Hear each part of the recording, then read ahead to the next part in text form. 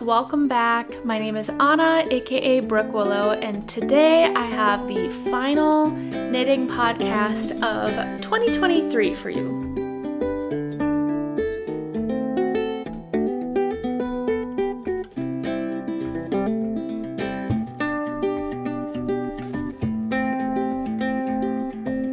I hope you're having an excellent December so far. I sure have been. I've been very busy. Working on projects, but also social events and all sorts of things. Today I have several different things to show you. I have a few finished objects, 2 knitting and 1 sewing. I have a couple projects that I'm working on and just a little bit of acquisitions for the end. I want to start out by talking about what I am wearing today because this is a sweater that I generally wear kind of around the holiday time. I don't know if it's the baubles or what, but they remind me of just like a festive Christmassy motif.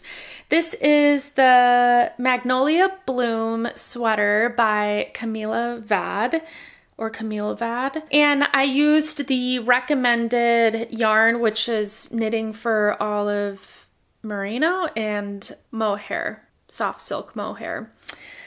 I believe I made this in a size 5 or maybe an XL. I can't remember how she sizes her patterns, but that would have been either that I would have chosen, and it fits really nice. It's a nice, big, cozy, oversized sweater, and I absolutely love it. And I'm wearing it with some white sweatpants right now. I'm feeling extra cozy today. There's not too much else to say about this. It's a fun lace pattern in the yoke. It was my first time ever doing any lace knitting. I think this was only the second sweater I've ever made also, and it was super easy and fun to knit. So if you're thinking of knitting something a little bit lacy, I would recommend this sweater. So let's just jump right into finished objects. I have a couple knitting pieces to show you. This first one I'm about to show you seems like I already talked about it so much, and that is the Tessellated Pullover by Andrea Mowry. So here it is.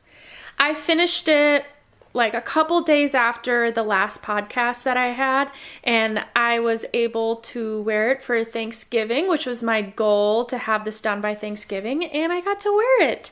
I love how it turned out. I made a size 5, which is a size that I generally make every time I knit something from Andrea Mowry. However, with this particular one, I think I probably would have gone up a size. It still fits very nice, but I was kind of envisioning it to be just a little bit more oversized. But again, I still do really like the fit, and I guess it's kind of fun to have not all oversized knit sweaters in my closet. I have something that's just has a little bit less positive ease in it. So I guess it's good to switch things up a little bit. But one thing I for sure wish I could change about it is adding length to the body. It's really kind of hard to tell how long something's going to be when you're knitting bottom up and you aren't able to try it on. I know I could have measured from the armpit down, but she also said in the pattern that it does grow quite a bit in length, which I think mine grew a little bit after blocking. I think I would add like an inch to the body. So if you plan on making this, maybe consider that if you don't want your pullover to be so cropped. And I've heard other people say the same thing, and I didn't take their advice, so that is one thing I would have changed. But other than that, I really like it. It's a pretty cool construction. The stitch pattern is really fun. It's using a mosaic colorwork stitch pattern. And it's cool because one of the yarns that she suggests should be color changing, so you can see how it changes color throughout the sweater. For mine, I used some Handspun yarn that had very subtle color change throughout, but I still really like how the colors all work together. I feel like I'm beating a dead horse talking about the yarn that I use because I've talked about this so much, but for those who may have not seen previous episodes, the main green color here is Purl Soho's Good Wool in dark spruce, and then the hairy yarn that's called for is Purl Soho's Brume in Tawny Dune. And then the color changing, like I mentioned, is my own handspun. It's Malabrigo's Nube in the colorway Corteza. So very happy with how this turned out. I obviously have been getting a lot of use out of it, being that it's kind of the winter season now. And one thing that I really love about this sweater is it's not itchy at all. It's super soft with no itch. Usually yarn doesn't bother me too much, or if it does, I just add a layer underneath, but it's really nice to be able to wear this next to skin and just not even have to think about anything itching my skin all day long. My next finished object is one that I had so much fun making, and that is this right here. This is my festive, colorful throw pillow cover that I made. I used the Safe at Home blanket pattern by Margarette Holzmann, and I saw that a lot of people adapted it to a pillow, which was what inspired me to make this, because a couple of videos ago I talked about how I wanted to just add some colorful seasonal decor to my house, and I thought a throw pillow would have been the perfect way to do it, and it definitely has added some color, and I love it for it. Creating this pillow really kind of made me feel like I was playing with yarn again. I think I sometimes get so stuck on just following patterns to a T where it just, yes, I'm being creative and choosing patterns and what yarn that I want to use in it. But then once you're just following the pattern, I feel like it's more just following a recipe or direction. So with this, it was fun to just go off and kind of do my own thing with it. I focused on making the house pattern first. Obviously, I just did 3x3 houses to make 9 total. And then I picked up the knit stitches all the way around because I wanted to create like a nice light border around the houses. So I picked up and knit those, and then I increased each edge to make these mitered corners that I just Kitchener stitched together. And then on the back, I wanted to use up the rest of the yarn that I had for this. Speaking of the yarn, I mostly used the holiday advent yarn from Lavender Lune from last year. It was like a boho themed yarn advent, which was really fun. So it came with 12 different colors, and yeah, I had some left over. I didn't want even more scraps to find another thing to make with it, so I decided to use up the rest of it by just knitting some stripes on the back. Originally, I was just gonna do this blue yarn, which is yarn from Knit Picks. I think it's the Stroll base. But I knew I was gonna get super bored with making the back, so yeah, that's why I added these little blocks of stripes throughout. And then originally I was going to do like a zipper enclosure, but then I'm like, why would I complicate things and not just do an envelope style? So that's what I did. So it overlaps a little bit underneath, and then I can just overlap it over the top here. I do wish I knit a little bit further because it kind of separates just a little bit and exposes the pillow insert, but I would have ran out of yarn had I done that. And it's not a huge deal because it's the back of the pillow, so you don't really see it. To combine all of these together, I knew that I wanted to have a really thick piping edge around the whole pillow. I thought it would just make a fun little detail. So I decided to do an applied I-cord to like sew all of these together, and I'm really happy with how that turned out. I ended up using a bulky weight yarn because I wanted it to be nice and thick so you really could tell and see it. And so I used some yarn for one of my WIPS that I'm working on right now to make that edge, and I love it. This has been just such a fun project to make. It really just brought me a lot of joy, and it kept me engaged the whole time because there's so many different things going on, starting with the intarsia in the houses, and then adding the border, and then making the back, and then doing the edge around the side.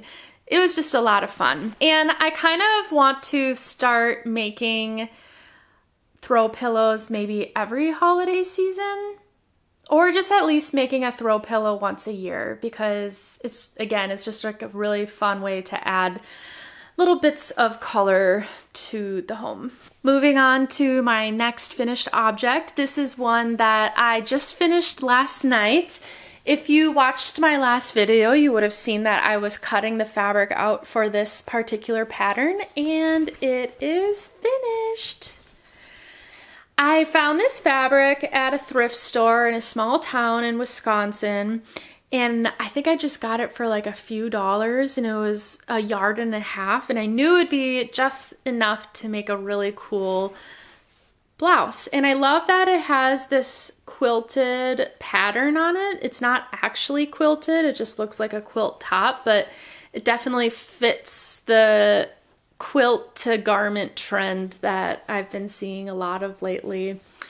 Originally, I was going to make a button-up blouse with this, but I don't love sewing buttons. I think they're really tedious and kind of boring. And I wanted to switch it up a little bit by adding the ties on the front. So I searched online and found the tie blouse by Puff and Pencil, and they had this sleeve addition to it, the cone sleeve edition, and I just thought it made the perfect silhouette, a silhouette that I've been really enjoying lately. So like a long crop in the body and the slightly flared sleeves. I've just been really liking that a lot lately.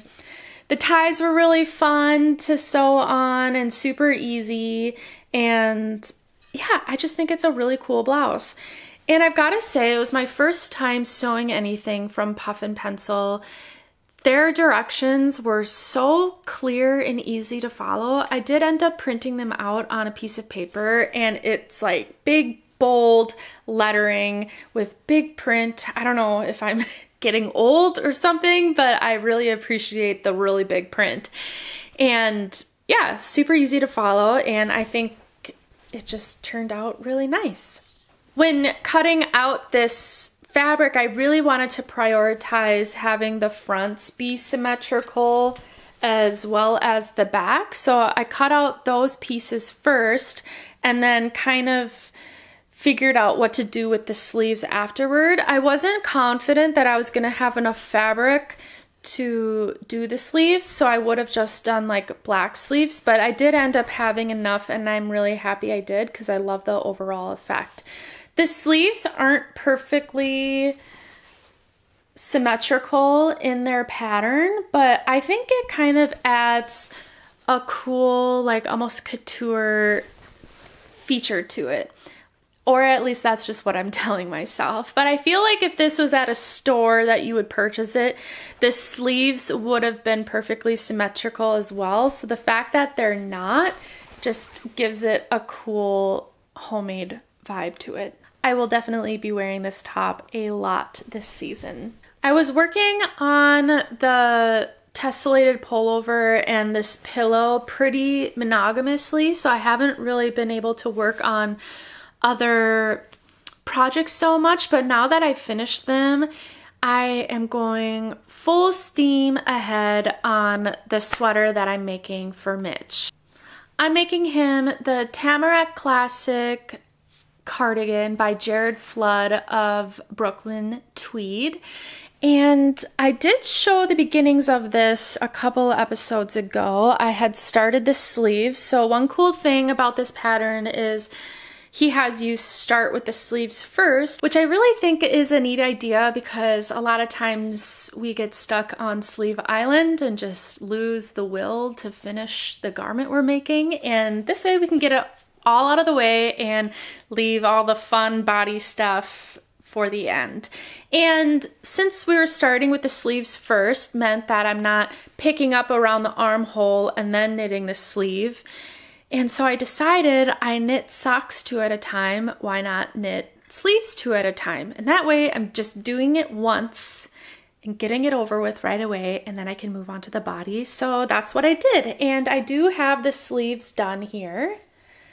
So here they are. They do look kind of small to me. I do hope they block a bit bigger. I am making a size small because that's the size that Mitch wears in all of his clothes, and I'll just try to block it bigger if needed. But I got these done, and as you can see here, they're knit using the moss stitch, and that's kind of throughout the whole cardigan is doing a moss stitch, which I think adds a cool texture to it. So yeah, really happy these are done and out of the way, and then I'm just moving on to the body portion. So this is also knit bottom up.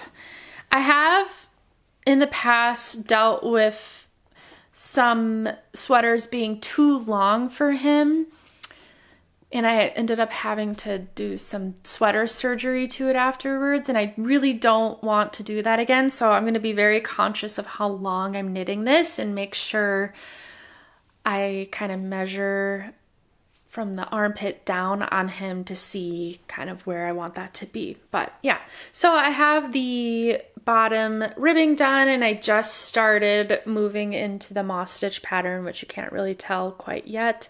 But yeah, I'm gonna just knit away on the body, and I think it's gonna be very nice, somewhat mindless knitting, being that it's moss stitch, so I still have to pay a little bit of attention to it.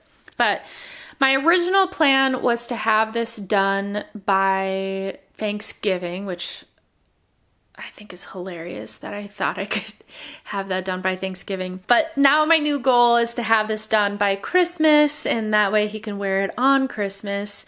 I bought him a button-up shirt that I think would look really nice with this too. So maybe if he opens that on Christmas Eve, he can wear it all together on Christmas Day. So that's the only garment that I am knitting. I'm trying to just knit like one garment at a time. I get super overwhelmed if I have too many projects on the needles. It just kind of clutters up my mind. So yeah, just one garment at a time. Of course, I have like a whole line of projects that I am wanting to knit, and yeah, we'll just see how fast I get everything done. If you watched my last podcast, you would know that I was going to be participating in Andrea Mowry's knit along for the Tessellated socks. So it was to knit a pair of socks over the long Thanksgiving weekend, and I started and failed at that. That's okay, because that pattern is very time consuming. I had just finished the Tessellated pullover, and I just lost the steam. And I was super busy over that weekend too, so it was just impossible. But I did make a little ways on it, but once I realized I wasn't going to finish in time, I completely abandoned the socks and just started working on this pillow instead. I do want to finish these up because I love how they're turning out, and I'll go ahead. Oop, got stuck on the mic there. I'll go ahead and show you these. I knew if I was going to be making another tessellated pattern, I was definitely going to have to switch up the colors so I didn't get too bored with it. But I did end up reusing this Brume colorway in the Tawny Dune from Purl Soho. And then I combined it with some black yarn. And then I have like a variegated yarn here that a lovely viewer gifted me because I wanted some more sock yarn. And yeah, so I almost have the leg portion of it done, and then I'll move into the foot. I think it's an afterthought heel, so I won't be doing the heel right away, but I do really want to finish these and get going on it because it'd be kind of nice to have a new pair of socks. I haven't finished a pair of socks since like September, I think, and yeah, I just want some socks, man. I'm also working on another pair of socks that I started a very long time ago, I think also in September, and I have barely made any improvement with it or any further with it. Here they are. Gosh, I don't even remember the name of these. They are from Lina's 52 Weeks of Socks, Volume 2. And it is the Drowse sock pattern by Kaori Katsurada. I really liked the way the brioche looked on these. I'll show you here. They just felt like some cozy, comfy socks to maybe wear around the house. And I have really not gotten far on it. I literally only knit these socks when I go out somewhere and I just want a small project to bring with me. So usually Mitch and I go to a brewery that's close to our home, or if I am going to a friend's house, I take these out for a little bit of knitting. And so I'm usually talking and socializing, and that's why I just haven't gotten much done with them. And they're brioche, so that takes a lot of time as well because it condenses the fabric down because you're slipping stitches and all of that. But it'll be nice to eventually have these. I'll get up and show you them a little bit closer so you can see the stitch.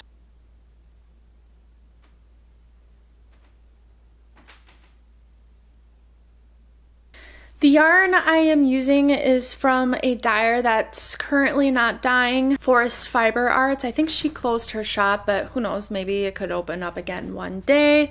I don't remember the colorway of it, but it probably doesn't really matter because you can't really buy it anymore anyways. Eventually I will finish knitting these socks, maybe.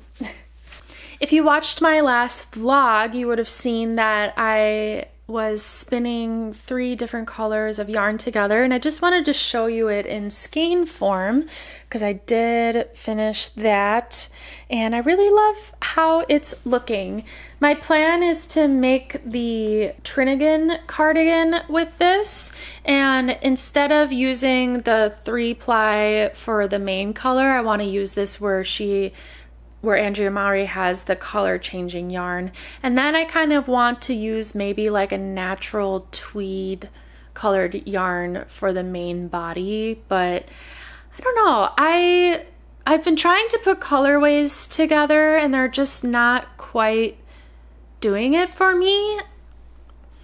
So I might not even end up using this yarn for that. I will be getting 4 skeins of 100-gram worsted weight or DK weight yarn out of this, so it will be a significant amount where I could use it in a different color work type sweater if I just can't really figure out what I for sure want to pair this with. Or a new pattern will come out that I want to use it for. But honestly, I have such a long list of things that I want to make that I'm not even going to get to this anytime soon anyways. But it's still been a joy to spin it up. I really loved how all of the colors worked together. So I need to finish spinning all this fiber so I can just have it available for whenever the inspiration strikes. All that's left to show you today is a little acquisition that I made. I feel like I'm missing something though. It doesn't seem like a lot that, I don't know, but I really haven't been working on a ton of things, I suppose. Maggie from the Sonder Knitting podcast is hosting a make-along to kind of give our love to Pom Pom magazine, since we all know by now they are no longer in production, which is really sad. So the make along is basically, I think it started in November and it goes through April, I believe. So it's a nice long period, which I love. And I decided to join because I've been wanting to make something out of the Shetland Trader. Oh, by the way, you don't have to just do it from the magazines of Pom Pom. It can be from any of the books that they came out with as well. I got this book a long time ago. I only made one thing from it. It was like a lace bandana, but there's this beret in here that I've been thinking about for a very long time, and I figured what a better time to start this than for a make-along. Here is the beret that I'm going to make. It's the Smora beret pattern.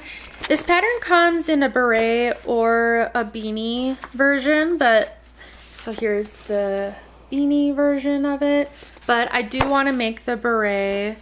I really like wearing berets. I have a black one that my friend got me while she was in Paris, which is very fitting. This pattern though is really cool, and it looks like it would just be a ton of fun to knit. So that's what I've decided I'm gonna make, and I did end up getting the yarn needed for it as well. So it calls for Jamieson and Smith yarn, which I have never knit with before, but I've always wanted to because it just feels like a classic staple yarn, and yeah, I just want to work with it. So that's what I got. It calls for 5 different colors for the color work, and one of them being a main color. I've really been in a pink mood lately. I don't normally wear a ton of pink colors, but yeah, something is just making me want to wear pink lately. So the main color that I am using is this heathered mid-tone pink, and then for the contrast colors, I am using this beige color here, and then I'm doing a pop of, it's called Bright Maroon, for just like a darker pink moment. And then, let's see if we can do this. And then I have this color, it is called Mix. Here it's kind of like a, I don't know, a tobacco-y brown color. And then I have this really dark, this is also called Mix, FC13, I don't know, a really dark reddish brown color. And I thought it just made a really fun color palette. Let me see, here we go. I just thought this was a cool color palette, and I thought it would be really fun. So I will be casting this on soon. I do kind of want to finish maybe one of the socks before I cast it on. That way I don't have too many projects going, and it'll motivate me to finish one of the socks. But yeah, this will be one of the next projects that I cast on. I am going to be driving down to La Crosse this weekend with my mom to visit my grandpa and my family there before the holidays, and I'm going to be bringing knitting with me, and I won't have any other distractions, so I'm just hoping to get a lot of knitting done this weekend, which I'm really looking forward to. As far as future content goes, I do think I'm probably going to make a video of everything I knit in 2023. Let me know if you'd like to see that. I know like 90% of YouTubers on here make that video. It is kind of fun to kind of see everything that everyone has made, and it's nice to hear how it's holding up or if they're even wearing it and whatnot. But yeah, let me know if you would like me to make that type of video. I was thinking maybe I could make one for knitting and then a separate video for sewing, because I did get a lot of sewing done this year as well. And if you have any other ideas for different types of videos that you'd like to see, let me know. I'm always open to suggestions. Yeah, I don't really have much else to talk about today, but I just wanted to say thank you for a wonderful year of YouTube. I feel like I have made so many friends online because of creating this channel. It's been a lot of fun, and what an awesome specific community the knitters really have here, and the makers. Yeah, I've just been really enjoying it, and I am looking forward to 2024. I'm just starting to ramble now. I hope you all have the loveliest time during the holidays and the new year, and we will chat in 2024. See you then. Bye. Or she wants to say goodbye.